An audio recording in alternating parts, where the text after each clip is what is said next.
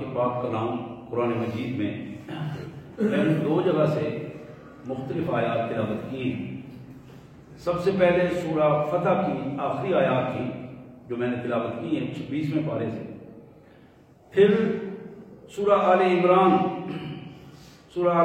کی آیت نمبر 162، 63 اور 64 3 آیات میں نے تلاوت کی ہیں۔ میں سب سے پہلے ان آیات کا ترجمہ آپ کے سامنے رکھوں گا، پھر 2-4 احادیث جو احادیث مبارکہ ان باتوں کی وضاحت کے لیے میرے پیارے آقا سید المرسلین رحمت للعالمین جناب خاتم النبیین صلی اللہ علیہ وسلم کی ارشادات۔ سورہ فتح کی آیات کا مفہوم اس طرح ہے: والذی ارسل رسولہ بالہدی ودین الحق لیظہرہ علی الدین کلہ وکفی باللہ شہیدا۔ اللہ نے اپنے پیارے رسول محمد کریم صلی اللہ علیہ وسلم کو سچا دین دے کر بھیجا، زندگی گزارنے کا حقیقی نظام، اصل نظام دے کر رسول اللہ علیہ وسلم کو اللہ نے بھیجا، اور پھر بالہدا قیادت دے کر بھیجی کہ لوگوں کی رہنمائی کس طرح کی جاتی ہے، لوگوں کو ایک جگہ پہ ایک لڑی میں پرویا امت کس طرح بنایا جاتا ہے، بالہدا ودین الحق۔ یہ دونوں چیزیں اس لیے دے کے بھیجی لیظہرہ علی الدین کلہ، کہ دنیا میں جو انسانوں نے نظام بنائے ہوئے ہیں ان انسانوں کے نظاموں پر یہ اللہ کا نظام غالب آ جائے۔ وکفی باللہ شہیدا، اور اللہ اس کام پر اکیلا ہی گواہ کافی ہے۔ اپنی قوت، طاقت اور عزیز ہونے کے ناطے مالک اکیلا ہی کافی ہے کہ اس نظام کو لے کر چلے اور اس نظام کو چلوائے۔ محمد رسول اللہ، محمد صلی اللہ علیہ وسلم اللہ کے رسول ہیں۔ والذین معہ اشداء علی الکفار رحماء بینہم، آپ نے جو ٹیم تیار کی ہے، امت تیار کی ہے، اس میں امت کا سب سے پہلا نمونہ جو صحابہ ہیں آپ کے ساتھی، وہ اللہ اور امت مسلمہ کے دشمنوں کے سامنے سیسا پلائی ہوئی دیوار بن جاتے ہیں۔ اشداء علی الکفار، کافروں کے سامنے کوئی نرمی نہیں ہے، سخت ترین رویہ دکھاتے ہیں۔ رحماء بینہم، اور آپس میں ان کا رویہ انتہائی شفیق، یہ کندھے ان کے دوسرے بھائیوں کے لیے نرم ہیں، زبانیں ان کی میٹھی ہیں، رویے ان کے اخلاق اچھے ہیں۔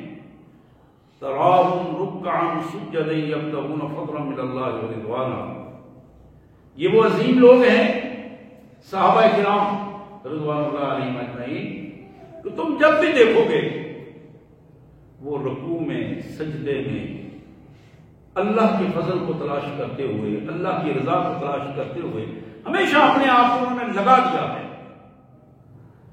سیماہم فی وجوہہم من اثر السجود، ان کے پیشانیوں میں چمکتے ہوئے سجدوں کے نشان ان کی عظمت کے دلائل ہیں۔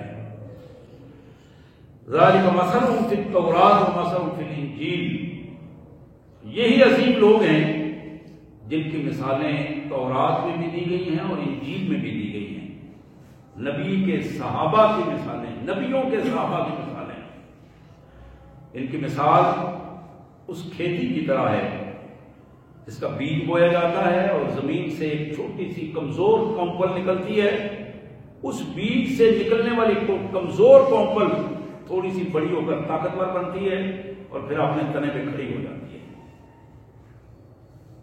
تنے پہ جب کھڑی ہوتی ہے اور بالآخر وہ ایک لہلاتی فصل کی صورت میں جب سامنے آتی ہے، یعجب الزراع، جس کسان نے وہ بیج بویا ہوتا ہے، اس میں محنت کی ہوتی ہے، امت کا والی جو پیچھے کھڑا ہوتا ہے وہ اپنی فصل کو دیکھ کر بڑا خوش ہوتا ہے، اپنی فصل کو دیکھ کر بڑا خوش ہوتا ہے۔ خطبہ حجۃ الوداع میں رسول اللہ صلی اللہ علیہ وسلم اسی خوشی کا اظہار فرما رہے تھے، اپنی فصل کو دیکھ کر بڑا خوش ہوتا ہے۔ لیغیظ بہم الکفار، لیکن جو ناشکرے لوگ ہیں، انکار کرنے والے لوگ ہیں، کافر لوگ ہیں، ان کے اس سے دل جلتے ہیں۔ وعد اللہ الذین آمنوا وعملوا الصالحات، اللہ نے ایمان والے لوگ، جو عمل صالح کرنے والے سچے لوگ اور ایمان کے مطابق چلنے والے لوگ جو ہیں، ان سے یہ پکا وعدہ کیا ہے کہ اللہ ان کو معاف بھی کر دے گا، اللہ ان کو اجر حسین بھی عطا کرے گا۔ حضرات، یہ تھی سورہ فتح کی آخری آیات۔ سورہ آل عمران کی جو 3 آیات میں نے تلاوت کی، ان کا مفہوم اس طرح ہے: افمن اتبع رضوان اللہ کمن باء بسخط من اللہ ومأواہ جہنم وبئس المصیر۔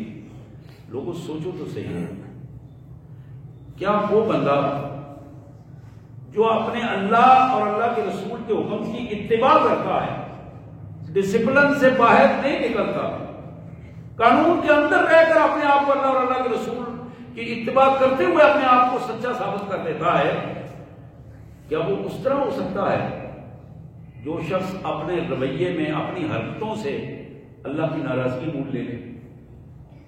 اب یہ اللہ کی ناراضگی مول لینے والا بندہ، اس کا ٹھکانہ تو جہنم ہے، مأواہ جہنم وبئس المصیر، بڑا برا ٹھکانہ ہے۔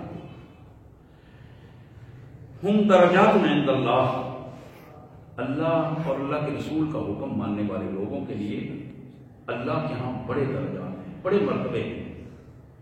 واللہ بصیر بما یعملون، اور یہ جو کچھ کرتے رہتے ہیں اللہ ان سب کو دیکھ رہا ہے، اللہ کے ہاں وہ چیزیں ریکارڈڈ ہیں۔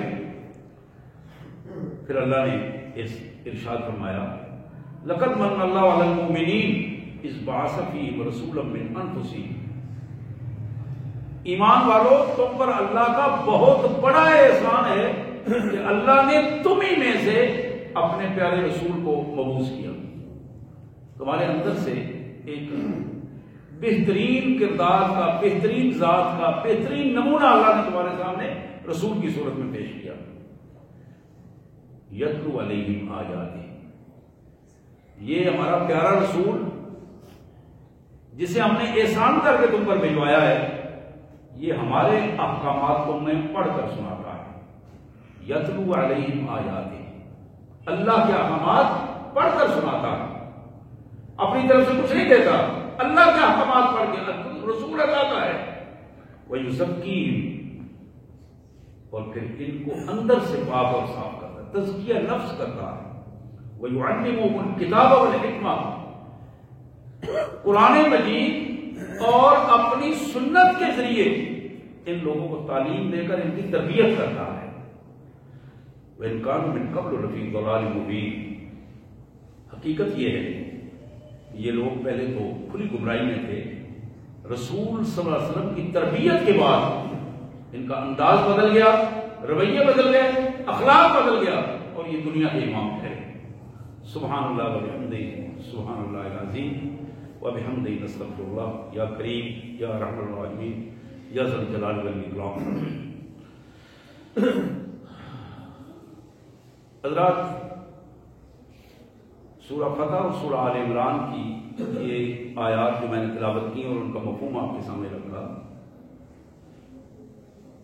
آج کے ان لمحات میں یہ انتہائی اہم آیات ہیں اور ہماری رہنمائی کرتی ہیں۔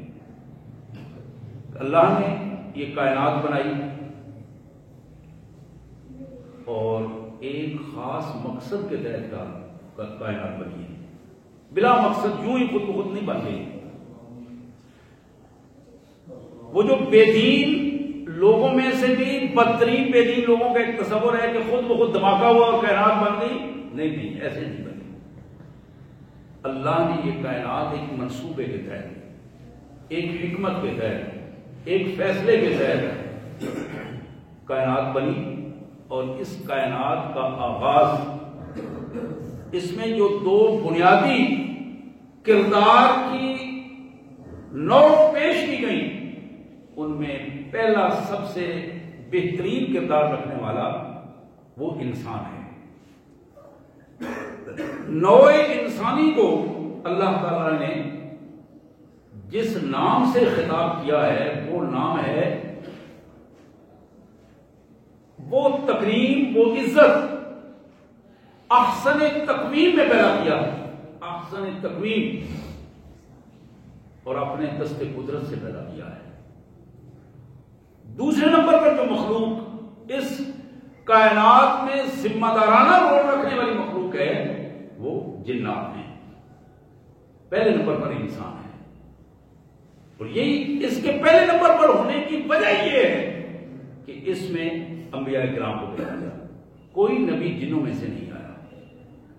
جن دوسرے نمبر کی مخلوق ہیں، ذمہ دار ہیں، ایک ایک چیز ان سے پوچھی جائے گی جس طرح ہم سے پوچھی جائے گی، ایک ایک چیز کا ان کو ذمہ دار بنایا گیا ہے۔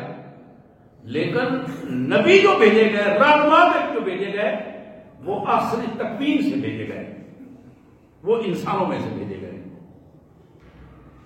اور اللہ نے یہاں ہمیں جو بات بتائی کہ اللہ کا بہت بڑا احسان ہے تم پر کہ مالک نے تمہیں میں سے اپنے پیارے حبیب صلی اللہ علیہ وسلم کو پیدا کیا۔ حضرات، اس احسان سے پہلے جو دو کردار پیش کیے گئے، اس کے بعد پھر احسان کی بات آئی۔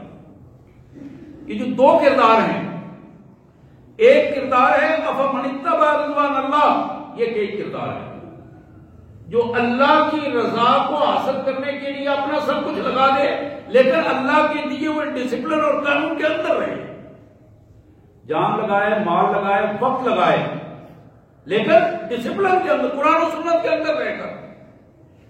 قرآن و سنت سے باہر جائے گا پھر سب کچھ ضائع ہو جائے گا۔ قرآن نے کہا نا حبا منصورہ، مختلف حدیث میں الفاظ آتے ہیں، قرآن میں الفاظ آتے ہیں، بہت سارے لوگ پہاڑوں جتنی نیکیاں لے کے آئیں گے، بظاہر ایسے محسوس ہوگا کہ بڑا ہی ولی اللہ اور بڑا نیک انسان ہے، لیکن جب وہ پہاڑوں جیسی نیکیاں لے کے آئے گا، ڈسپلن سے باہر ہونے کی وجہ سے اللہ تعالیٰ ان نیکیوں کو ہوا کی طرح اڑا دیں گے، ہوا منصورہ، کوئی قیمت نہیں لگے گی، غبار کی طرح وہ نیکیاں اڑ جائیں گی، ختم ہو جائیں گی۔ حضرات، یہاں یہ ایک کردار پیش کیا گیا، افمن اتبع رضوان اللہ، رضوان اللہ کہ اللہ کی رضا کے لیے اپنے آپ کو لگا دینے والا بندہ کیا اس طرح ہو سکتا ہے؟ کمم باب سخط من اللہ، یہ دوسرا کردار ہے جو اللہ کی ناراضگی کو نور لے کے آئے۔ اس کا کردار ایسا ہو کہ ہر معاملے میں اللہ کے حکم کی خلاف ورزی کرے، اس کا کردار ایسا ہو کہ محمد رسول اللہ صلی اللہ علیہ وسلم کا امتی ہو کر پھر رسول اللہ صلی اللہ علیہ وسلم کے حکم کی خلاف ورزی کرے۔ یہ ہے وہ کردار جو بد کرداری کا ایک نمونہ ہے، کمم باب سخط من اللہ۔ حضرات، اس کردار کو اللہ نے فرمایا ومأواہم جہنم، ان کا ٹھکانہ جہنم ہے، ٹھکانہ جہنم ہے، وبئس المصیر، بڑا ہی برا ٹھکانہ ہے۔ یہ دو کرداروں کی وضاحت کرنے کے بعد پھر قرآن نے کہا لقد من اللہ علی المؤمنین، ایمان والو، ہم جس ڈسپلن کی تمہیں بات سکھا رہے ہیں، جس نظم و ضبط کے اندر تمہاری زندگی لا رہے ہیں، یہ تو وہ احسان ہے کہ ہم نے اپنا رسول تم میں بھیجا ہے۔ اس احسان کے باوجود، اتنی بڑی نعمت رکھنے کے باوجود تم میرے رسول صلی اللہ علیہ وسلم کی مخالفت کرتے ہو، تم رسول اللہ صلی اللہ علیہ وسلم کو مانتے بھی ہو اور پھر ان کے احکامات کی مخالفت کرتے ہو۔ یہ کتنا بڑا جرم ہے۔ اس تصور کو قرآن مجید نے اس انداز میں ہمارے سامنے رکھا۔ محمد کریم رؤوف الرحیم صلی اللہ علیہ وآلہ وسلم نے ارشاد فرمایا کل امتی یدخلون الجنہ الا من ابا۔ یہ میرے الفاظ نہیں ہیں، یہ میرے آقا صلی اللہ علیہ وسلم کے الفاظ ہیں، اور کوئی دنیا کا بندہ اس طرح کے الفاظ بول نہیں سکتا۔ یہ اللہ کے رسول صلی اللہ علیہ وسلم کی خصوصیت ہے، یہ بات ذرا ذہن میں رہے۔ جس طرح قرآن کے الفاظ کوئی نہیں بنا سکتا، اس طرح محمد الرسول اللہ صلی اللہ علیہ وسلم جیسے الفاظ نہیں کوئی بنا سکتا۔ محدثین نے یہ معیار مقرر کر دیا ہے کہ ایک صحیح حدیث ہونے کا یہ بھی معیار ہے کہ اس کو دیکھا جائے گا کہ رسول اللہ صلی اللہ علیہ وسلم کے معیار پر یہ الفاظ پورے اترتے ہیں۔ یہ الفاظ جو محمد الرسول اللہ صلی اللہ علیہ وسلم کے الفاظ ہیں، بڑی کوشش کی لوگوں نے، صحابہ اکثر کہا کرتے تھے حضور آپ ہم میں پیدا ہوئے، ہم میں پلے بڑے، اسی ماحول میں رہے، لیکن آپ کبھی کبھی اتنی خوبصورت بات کرتے ہیں، ہمیں معاشرے میں ایسی بات کبھی کسی نے کی نہیں، کوئی ایسی بات زبان سے نکلی نہیں، بڑے بڑے لوگ موجود ہیں یہاں. آپ یہ فرمایا کرتے تھے کہ میرے اللہ نے مجھے خصوصیت عطا فرمائی ہے، 5 چیزوں میں اللہ نے مجھے خصوصیت عطا فرمائی ہے. اور وہ پہلی چیز جو ہے جس میں خصوصیت کا آپ ذکر کرتے تھے، آپ فرمایا کرتے تھے کہ میری پہلی خصوصیت یہ ہے کہ اللہ نے مجھے جوامع الکلم بنایا ہے. میں ایک چھوٹا سا جملہ بولتا ہوں اور اس میں اللہ تعالیٰ پوری کی پوری تاریخ سمو دیتے ہیں. تو یہ ایک بہت بڑی اہم بات. تو میں الفاظ عرض کر رہا تھا کہ یہ حدیث کے جو میں الفاظ بول رہا ہوں یہ نہ میرے ہیں نہ کسی اور کے ہیں، یہ محمد کریم صلی اللہ علیہ وسلم کے الفاظ ہیں. اور یہ اس اللہ کا بڑا احسان ہے کہ مالک نے اپنے پیارے محبوب کے الفاظ آج ہمیں توفیق دی ہے کہ ہم ان الفاظ کو دوہرا بھی رہے ہیں، سن بھی رہے ہیں اور سنا بھی رہے ہیں. آپ نے ارشاد فرمایا کل امتی یدخلون الجنہ الا من ابا، میری ساری کی ساری امت جنت میں داخل ہو جائے گی. الا من ابا، ہاں وہ شخص جس نے جنت میں جانے سے انکار کر دیا. ابا جس نے انکار کر دیا، میرا انکار کیا، جنت میں جانے کا انکار کیا. کیلا ومن ابا یا رسول اللہ.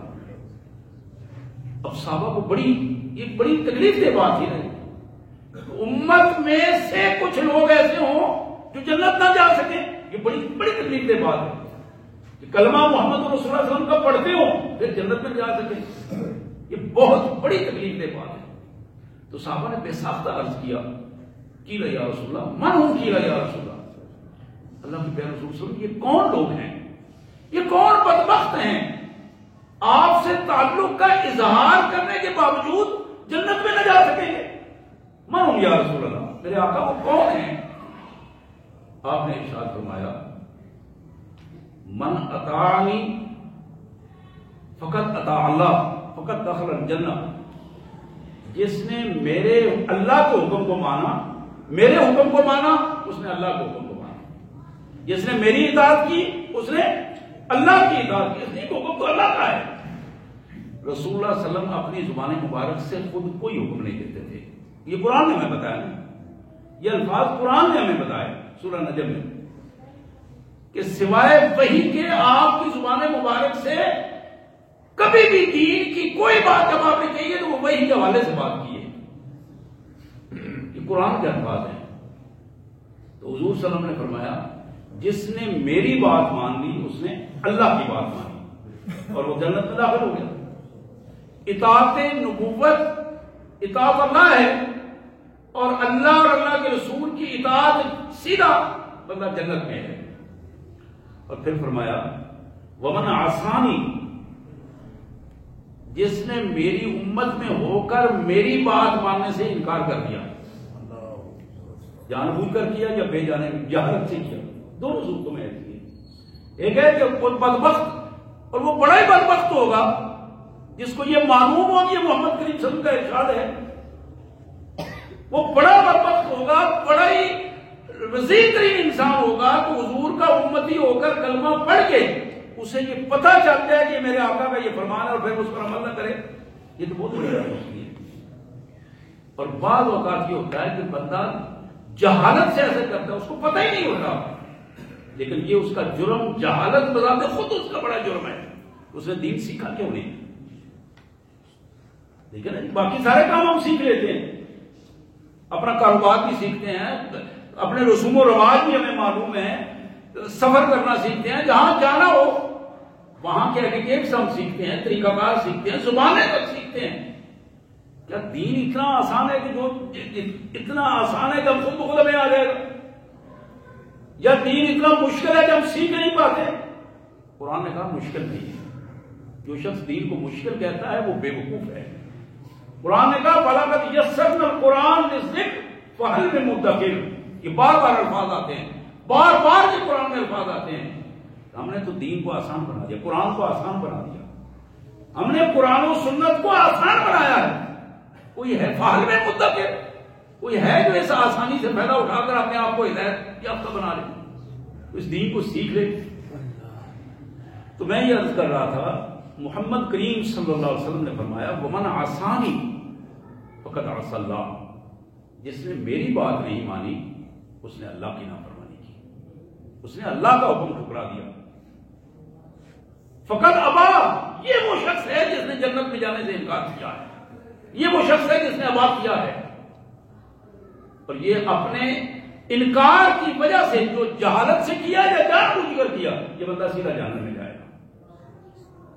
نستغفر اللہ ونتوب الیہ۔ ہم اپنے اللہ سے جنت کا سوال کرتے ہیں اور اس کی جہنم سے پناہ مانگتے ہیں، اور ہم دعا کرتے ہیں کہ اللہ تبارک و تعالیٰ ہمیں اپنے پیارے آقا صلی اللہ علیہ وسلم سے محبت اور آپ کی مبارک سنت پر عمل کی توفیق عطا فرمائے اور ہماری کوتاہیوں کو معاف فرمائے۔ حضرات، میں عرض کر رہا تھا کہ نبی رحمت صلی اللہ علیہ وسلم نے فرمایا کہ میری ساری کی ساری امت جنت میں جائے گی، لیکن وہ شخص جس نے ابا کیا، پوچھا گیا یا رسول اللہ یہ ابا کرنے والا، انکار کرنے، جنت میں جانے سے انکار کرنے والا کون ہے؟ تو اس کا جواب آپ نے یہ ارشاد فرمایا، وہ شخص جس نے میری بات مان لی اس نے اللہ کے بات مان لی، اللہ کا حکم مان لیا، اور جس نے میری بات نہیں مانی، اللہ کی بات نہیں مانی، اس نے ابا کیا، انکار کیا، اور جس نے انکار کیا وہ جنت میں نہیں جا سکے گا، وہ جہنم میں جائے گا۔ حضرات، محمد کریم صلی اللہ علیہ وآلہ وسلم کے یہ ارشاد اس حوالے سے بڑا اہم ہے۔ میں عرض کر رہا تھا کہ ان دو کرداروں کے بعد اللہ نے ایک مثبت اور ایک منفی کردار رکھا ہے۔ ایک بندہ وہ ہے جو اللہ کی رضا کو حاصل کرنے کے لیے مسلسل تغذو کر رہا ہے، مسلسل صبح دوپہر شام لگا ہوا ہے، ہر نماز پڑھتا ہے، ہر جگہ پہ جہاں اللہ اور اللہ کے رسول کا حکم ہے اپنے آپ کو اتباع کے حوالے سے فوراً پیش کر دیتا ہے، اور اس کے مقابلے میں ایک شخص ہر معاملے میں اللہ کی ناراضگی کو مول لیتا ہے، ہر معاملے میں اللہ کی ناراضگی کو مول لیتا ہے۔ اب جو اللہ کی ناراضگی کو مول لینے والا بندہ ہے وہ بندہ جہنمی ہے، جہنمی ہے۔ حضرات، جہنم میں جانے والے افراد دو قسم کے ہوں گے۔ قرآن مجید نے اس کا بڑا وضاحت سے ہمارے سامنے رکھا۔ ایک تو وہ لوگ ہیں جن کو اللہ کو سورہ رحمان میں آتا ہے بسیماہم، ان کو چہروں سے پہچان لیا جائے گا، چہروں سے پہچان کر وہیں سے پکڑ کر گھسیٹ کر جہنم میں ڈال دیا جائے گا، کسی سے پوچھا نہیں جائے گا، حساب کتاب نہیں ہوگا۔ یہ لوگ مشرک ہوں گے، یہ لوگ کافر ہوں گے۔ کافر اور مشرک جو دو کیٹیگریز کے لوگ ہیں، وہ کافر کسی قسم کے، یہ ہندو بھی کافر ہے، عیسائی بھی کافر ہے، یہودی بھی کافر ہے، یعنی کافر اور مشرک بدترین فرد ہے۔ ان دو سے پوچھا نہیں جائے گا، پہلا ہی حکم ہوگا یہ جہنم میں پہنچ جائیں گے۔ دوسرے افراد وہ ہیں جو امت محمد صلی اللہ علیہ وسلم کے افراد ہیں اور پہلے نبیوں کی امتوں کے افراد ہیں۔ یہ افراد جہنم میں بھی جائیں گے اور جنت میں بھی جائیں گے، بلا حساب بھی جنت میں جائیں گے۔ اللہ کے رسول صلی اللہ علیہ وسلم نے ارشاد فرمایا بلا حساب جائیں گے۔ سورہ واقعہ کا جب آپ ترجمہ پڑھتے ہیں تو وہاں بھی بڑے صاف ستھرے انداز میں اللہ نے اس کا ارشاد فرمایا۔ لیکن کچھ لوگ آدم علیہ السلام کی امت میں سے، جناب نوح، جناب ابراہیم، جناب موسیٰ، جناب عیسیٰ علیہ السلام کی امتوں میں سے، اور خود محمد کریم صلی اللہ علیہ وسلم کی امت، بعض لوگ تو ایسے ہیں کہ حضور نے فرمایا کہ میری امت کے لوگوں کو اکٹھا کر کے ان سے جہنم کی آگ جلائی جائے گی، بھڑکائی جائے گی۔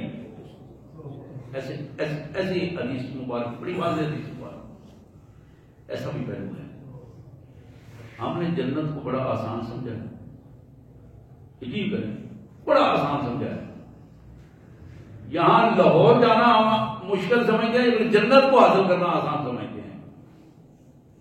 یعنی کوئی کام جسے دنیاوی انداز میں ہمیں محنت کرنا پڑے، ہم کہتے ہیں یہ مشکل کام ہے، لیکن جنت اس کو محض ہم اس بات پہ چھوڑ دیتے ہیں کہ ہم نے کلمہ پڑھ لیا ہے رسول اللہ صلی اللہ علیہ وسلم کی امت کا اظہار فرما لیا ہے، اور اس کے بعد اب سیدھی بات ہے، ہم قیامت کے دن حضور صلی اللہ علیہ وسلم کے قافلے میں ہوں گے، حضور صلی اللہ علیہ وسلم بازو سے پکڑ کر کہیں گے لے جاؤ گی، یہ بھی میرا امتی ہے، اس کو بھی جنت میں لے جاؤ۔ بات ایسی نہیں ہے۔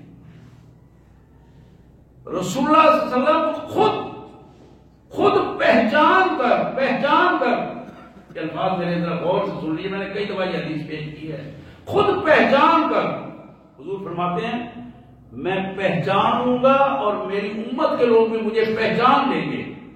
جب آپ حوض کوثر پہ کھڑے ہوں گے نا، آپ فرماتے ہیں میں پلا رہا ہوں گا پانی اور جنت میں جانے تک کسی کو پیاس نہیں لگے گی، وہ حوض کوثر پر آپ فرماتے ہیں میں دیکھوں گا کہ کچھ لوگ میرے قریب آ رہے ہیں، کچھ فرشتے نہیں آنے دیں گے، وہاں جو الفاظ ہیں عارفہم وہم یعرفوننی، میں ان کو پہچان جاؤں گا، وہ مجھے پہچانتے ہوں گے۔ اب اس سے بڑی کیا بات ہے؟ تو صحابہ نے پوچھا یا رسول اللہ کیسے پہچان جائیں گے؟ آپ نے فرمایا ہم غرم معجلین، ان کے وضو کے آثار چمک رہے ہوں گے، مسجدیں انہوں نے بنائی ہوں گی، نمازیں پڑھتے ہوں گے، امت محمد صلی اللہ علیہ وسلم سے اٹیچ ہوں گے، لیکن نبی رحمت صلی اللہ علیہ وسلم کے حوض کے قریب نہیں جانے دیا جائے گا۔ حوض کوثر سے پانی نہیں پینے دیا جائے گا۔ کیوں؟ وہاں اللہ کے رسول صلی اللہ علیہ وسلم فرماتے ہیں کہ میں ان کو کہوں گا، فرشتوں کو حکم دوں گا فَإِنَّهُ مِنِّي، بھائی یہ میرے امت ہے، ان کو آنے دو، تو میں پہچان چکا ہوں، یہ بھی مجھے جانتے، میں بھی پہچان لیا میں نے، ان کو آنے دو۔ تو فرشتے الفاظ کہیں گے کہ اِنَّكَ لَا تَدْرِي، اِنَّكَ لَا تَدْرِي۔ ہمارے پیارے آقا صلی اللہ علیہ وسلم آپ نہیں جانتے، یہ وہ ظالم لوگ ہیں خیروا بعد دینک، جنہوں نے آپ کے تشریف لے جانے کے بعد آپ کے دین کو بدل دیا، اپنی مرضی کے مطابق بدل دیا، اپنی مرضی کے مطابق بدل دیا۔ اللہ کی بندو ذرا غور تو کرو، ایک آدمی کیک کاٹ رہا ہے، اوپر کلمہ لکھا ہے، چھری سے کلمے کو کاٹتا ہے نعوذ باللہ، اور پھر وہ کھا جاتا ہے۔ کتنی بڑی بدبختی کی بات ہے، ہم کہاں جا رہے ہیں؟ میں نے پچھلی دفعہ شاید عرض کیا تھا، میں سن رہا تھا مفتی منیب الرحمان صاحب، مفتی اعظم پاکستان، بڑے قابل احترام بزرگ ہیں، وہ علماء اہل سنت کو اکٹھا کر کے کہتے ہیں وہ ظالموں یہ ہم کیا کر رہے ہیں، ہم نے امت کو ٹکڑے ٹکڑے کر دیا ہے، ہم کس چکر میں پڑے ہوئے ہیں، ہم نے اپنی اپنی پہچانیں بنا لی ہیں، حالانکہ امت تو ایک ہے، نبی ایک ہے، قرآن ایک ہے، اللہ ایک ہے، قبط اللہ ایک ہے، ہمیں کیا ہو گیا کہ ہم اپنے الگ الگ پہچان بنا رہے ہیں؟ مسلمان کی پہچان ایک ہی ہے، اشہدو ان لا الہ الا اللہ وحدہ لا شریک لہ واشہدو ان محمدًا عبدہ۔ مسلمان صرف پاکستان میں تو نہیں بستے، مسلمان تو پوری دنیا میں ہیں۔ رشیا میں رہنے والا مسلمان وہ بھی یہی کلمہ پڑھتا ہے، امریکہ میں رہنے والا مسلمان بھی یہی کلمہ پڑھتا ہے، آپ جہاں جاتے ہیں آنکھوں میں چمک پیدا ہو جاتی ہے، کلمے کا تعلق ایسا ہے کہ آنکھوں میں چمک پیدا ہوتے ہیں، دل اکٹھے دھڑکنا شروع ہوتے ہیں اس کلمے کی بنیاد پر۔ صحابہ کرام میں خون پیچھے رہ گیا تھا اور نظریہ اور یہ کلمہ آگے نکل گیا تھا۔ آپ کے علم ہے نا سیدنا صدیق اکبر کا وہ مکالمہ جو اپنے بیٹے سے ہوا تھا غزوہ بدر کے بعد، بیٹے نے کہا تھا کہ ابو جی میں نے چھوڑ دیا آپ کو، آپ میری تلوار کے بالکل سامنے تھے، نیچے تھے، میں چاہتا ہوں آپ کا سر قلم کر دیتا۔ کہا بیٹا ٹھیک ہے تم نے چھوڑ دیا تھا، لیکن اللہ کی قسم اگر تم ابو بکر کی تلوار کے نیچے آتے تو تمہارے ٹکڑے ٹکڑے کر دیتا، اس لیے تم نے باپ سمجھ کر چھوڑا اور میں تمہیں دشمن خدا سمجھ کر ٹکڑے ٹکڑے کر دیتا۔ حضرات یہی وہ بنیاد ہے، ہم تو امت ہیں، ہم بٹ گئے تعصبات میں، مفادات میں، تحفظات میں تقسیم ہو گئے ہم۔ اس چیز میں مولوی صاحب کا فائدہ ہے، اس چیز میں پیر صاحب کا فائدہ ہے، اس چیز میں مفتی صاحب کا فائدہ ہے، اس چیز میں شیخ الحدیث صاحب کا فائدہ ہے، ہم اس کے حساب سے اپنے آپ کو اس چیز کو لاگو کر لیتے ہیں۔ میرے پیارے بھائی، آپ جب تک دین نہیں سیکھیں گے تب تک بات نہیں بنے گی۔ زندگی تو ختم ہونے والی ہے، نہ جانے کب یہ سلسلہ چل نکلے گا، یہ کب چارپائی پہ ہوں گے اور کچھ نہ بول سکیں گے نہ سنا سکیں گے. یہ سارے تبتراک، یہ ساری کہانیاں یہاں رہ جائیں گی، یہ سارے تعلق یہاں ختم ہو جائیں گے، سارے تعلق یہاں ختم ہو جائیں گے. ایک ہی تعلق قائم رہے گا اور وہ تعلق صرف محمد رسول اللہ صلی اللہ علیہ وسلم سے سچا تعلق ہے، سچے امتی کا تعلق ہے. آئیے میں آپ کو اس حوالے سے ایک اور حدیث مبارک سناؤں. پہلے بھی ایک دو دفعہ کئی دفعہ میں نے یہ حدیث سنائی. نبی رحمت صلی اللہ علیہ وسلم کا ارشاد، ایک حدیث بیان کرتے ہیں صحابہ، مشکات میں بھی حدیث ہے اور سیاستہ کی کتابوں میں موجود ہے. یتوضا نبی صلی اللہ علیہ وسلم یوما، نبی رحمت صلی اللہ علیہ وسلم نے ایک دن وضو فرمایا. کان اصحابہ یتمسحون بوضوئہ، آپ کے صحابہ کرام آپ کے وضو کے پانی کو لے کر اپنے جسم پر مرنے لگے، برکت کی وجہ سے جسم پر مرنے لگے، ایک دوسرے کے ساتھ ہاتھ لگا کر مرنے لگے. وہ پانی جیسے جیسے زمین پہ نہیں گرنے دیا، ایک قطرہ بھی وہ لے لے کر اپنے اوپر مرنے لگے. قال رسول اللہ صلی اللہ علیہ وسلم ما یحملکم علی ھذا، میرے آقا صلی اللہ علیہ وسلم نے ان سے پوچھا صحابہ سے، تمہیں اس چیز پر کس چیز نے آمادہ کیا، کیوں ایسا کر رہے ہو؟ ان کے الفاظ یہ تھے، حب اللہ و رسول، حب اللہ و رسول، اللہ اور اس کے رسول کی محبت کی وجہ سے ہم یہ کر رہے ہیں. اب ذرا غور کیجیے، ہم بھی بہت سارے کام کر رہے ہیں، یہ اللہ کے رسول کی محبت میں ہم کر رہے ہیں، لیکن اللہ اور اللہ کے رسول کی محبت میں صرف وہی کام پہلے ہوگا جو اللہ کی کتاب اور محمد رسول اللہ کی سنت میں آئے گا. ان کے علاوہ کوئی کام کسی کی قیمت نہیں لگے گی، بلکہ الٹا جرمانہ ہو جائے گا. ہم پھنس جائیں گے، قید بھی ہوگی، جرمانہ بھی ہوگا. یہ ہمیں آج سوچنا ہے کہ کہیں جرمانہ اور قید دونوں نہ ہو جائیں اور ہم مصیبت میں پڑ جائیں. تو صحابہ نے عرض کیا، حب اللہ و رسول، آقا ہم تو صرف اس لیے کر رہے ہیں کہ ہم اللہ کی محبت چاہتے ہیں اور آپ کی محبت چاہتے ہیں. اب الفاظ سنیے، میرے پیارے آقا محمد کریم رؤوف الرحیم صلی اللہ علیہ وسلم نے ارشاد فرمایا، من سرہ ان یحب اللہ ورسولہ او یحبہ اللہ ورسولہ، جو شخص یہ خوشی حاصل کرنا چاہے، یعنی اس بات کو چھوڑو، میں تمہیں بتاؤں، جو شخص یہ اس بات کی خوشی حاصل کرنا چاہے کہ وہ اللہ اور اللہ کے رسول سے محبت کرتا ہے، یا پھر اللہ اور اللہ کا رسول اس سے محبت کرے، کتنی بڑی بات ہے. یعنی دونوں باتیں حضور نے، دونوں الفاظ حدیث میں ہیں. جو شخص یہ خوشی حاصل کرنا چاہے، من سرہ، خوشی حاصل کرنا چاہے کہ وہ اللہ اور اللہ کے رسول سے محبت کرنے والا بن جائے، یا پھر اللہ اور اللہ کا رسول اس سے بھی محبت کرے، یہ دونوں طرف سے یہ بات ہے. حضور نے تین چیزیں ارشاد فرمائی، تین باتیں آپ نے ارشاد فرمائی. آپ ذرا غور کیجیے، میں بھی غور کر رہا ہوں. یقین کیجیے میرے اور آپ کے لیے یہ ایک شیشہ ہے، آئینہ ہے. باتیں ہم سن لیتے ہیں، ادھر سے سنتے ہیں ادھر نکل جاتی ہیں. یہ باتیں ختم کرنے والی نہیں ہوتی، بڑی کام کی باتیں ہیں. محمد رسول اللہ صلی اللہ علیہ وسلم کی ایک ایک بات لاکھوں ڈالر ہیرو سے بھی زیادہ قیمتی ہے. کبھی تول کے دیکھیے گا، اس کا سنجیدگی کے ساتھ غور کیجیے گا، آپ کو اندازہ ہوگا. آپ نے ارشاد فرمایا، فَلْيَصْدُقْ حَدِيثَهُ إِذَا حَدَّثَ، جو شخص یہ چاہتا ہے کہ اللہ اور اللہ کا رسول اس سے محبت کرے اور وہ اللہ اور اللہ کے رسول سے محبت کرنے والا بن جائے، اس کے لیے یہ بات لازم ہے کہ جب وہ بات کرے تو سچی بات کرے، جب بات کرے تو سچی بات کرے. اور ہم محبت رسول کرنے والے اپنے اندر سے ذرا چیک کر کے دیکھیں کہ کتنی باتیں ہم سچی کرتے ہیں،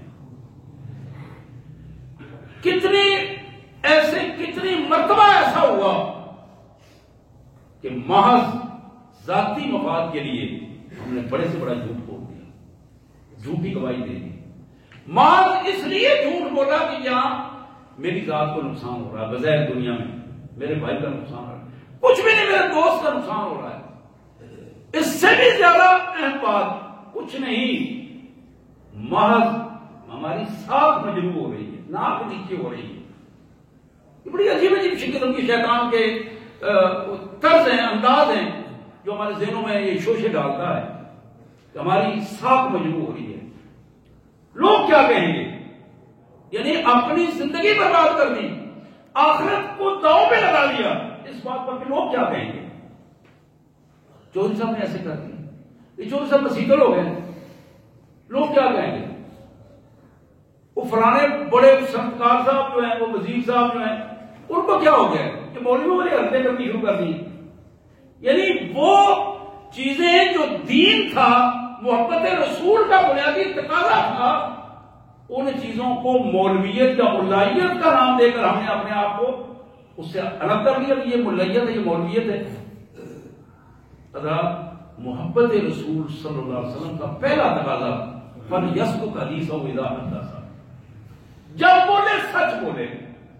مومن سے، محبت رسول کرنے والے شخص سے سوائے سچائی کی اور کوئی چیز، سچائی کے علاوہ اور کوئی رویہ نہ ہو اس کا۔ یہی آئینہ ہے، یہی محبت رسول کا تقاضا ہے، ایمان کا بھی یہی تقاضا ہے۔ پھر آپ نے فرمایا وَلْيُؤَدِّ الَّذِي تُؤْمِنُ، کہ جب بھی اس بندے کو کوئی ذمہ داری دی جائے تو اس ذمہ داری کو پورے ذمہ دارانہ رویے کے ساتھ ادا کر کے واپس کرے۔ امانت ہو تو اس میں خیانت نہ کرے اور دیانتداری سے اس کو واپس کرے۔ مالی امانت ہو، علمی امانت ہو تو وہ بھی دیانت کرے۔ یعنی ہم مال کی امانت کی تو بات کرتے ہیں، لیکن جو علمی خیانت ہے، بہت بڑی خیانت ہے علمی خیانت، کہ میں اگر ممبر رسول پہ بیٹھ کر غلط بات کرتا ہوں، ممبر رسول صلی اللہ علیہ وسلم پر بیٹھ کر اگر رسول اللہ علیہ وسلم کی مبارک زندگی کے سے ہٹ کر کوئی بات کرتا ہوں جو آپ نے نہیں کہی، وہ میں بات پیش کرتا ہوں، تو اس سے بڑی کوئی علمی بددیانتی نہیں ہوگی۔ تو یہاں یہ بتایا گیا کہ وَلْيُؤَدِّ الَّذِي تُؤْمِنُ۔ تیسری بات اور آخری بات جو بتائی گئی، وَلْيُحْسِنْ جَارَهُ إِذَا جَاوَرَ۔ محبت رسول صلی اللہ علیہ وسلم کا تقاضا یہ ہے کہ لوگوں اگر محبت چاہتے ہو تو پھر آؤ اپنے پڑوسی کے ساتھ حسن سلوک سے پیش آؤ۔ کوئی تمہارا پڑوسی ہو یا تم اس کے پڑوسی بنو، رویہ دونوں کا احسان کا رویہ ہو، آگے بڑھ کر اس کے احترام کرنے والے بن جاؤ۔ حضرات، میں اس حدیث کا پھر ترجمہ دوہرا کر اپنی بات کو ختم کروں گا۔ میرے پیارے بھائیوں، رسول اللہ صلی اللہ علیہ وسلم نے ایک دن وضو فرمایا، صحابہ کرام نے اس وضو کے پانی کو اپنے جسموں کے ساتھ ملنا شروع کر دیا، برکت سمجھ کر لینا شروع کیا، محبت رسول میں لینا شروع کیا۔ آپ نے فرمایا یہ کیوں ایسا کر رہے ہو؟ انہوں نے عرض کی کہ ہم اللہ اور اللہ کے رسول کی محبت میں ایسا کر رہے ہیں۔ حضور صلی اللہ علیہ وسلم نے فرمایا کہ محبت کا تقاضا یہ ہے کہ تم اگر یہ چاہتے ہو کہ اللہ اور اللہ کا رسول تم سے محبت کرے، تم یہ چاہتے ہو کہ تم اللہ اور اللہ کے رسول سے محبت کرنے والے بن جاؤ، تو پھر سچے انسان بن جاؤ، پھر جھوٹ تمہارے کردار زبان پہ نہ آئے، پھر جو ذمہ داری تمہیں دی جائے وہ دیانتداری کے ساتھ ادا کرو، اور پھر تمہارا پڑوسی تم سے زیادہ تمہارا خیر خواہ بن جائے تمہارے اس خالص رویے کی وجہ سے۔ دعا کریں اللہ تبارک و تعالی ہمیں محبت رسول صلی اللہ علیہ وسلم کے یہ تقاضے پورے کرنے کی توفیق عطا فرمائے، اور ہمیں توفیق دے کہ ہم سچے محمد الرسول صلی اللہ علیہ وسلم کے امتی بنیں، اور اس سچے امتی بننے کی بہترین علامت کو ہم قرآن و سنت کے مطابق اپنے کردار میں لے آئیں۔ وآخر دعوانا الحمدللہ رب العالمین۔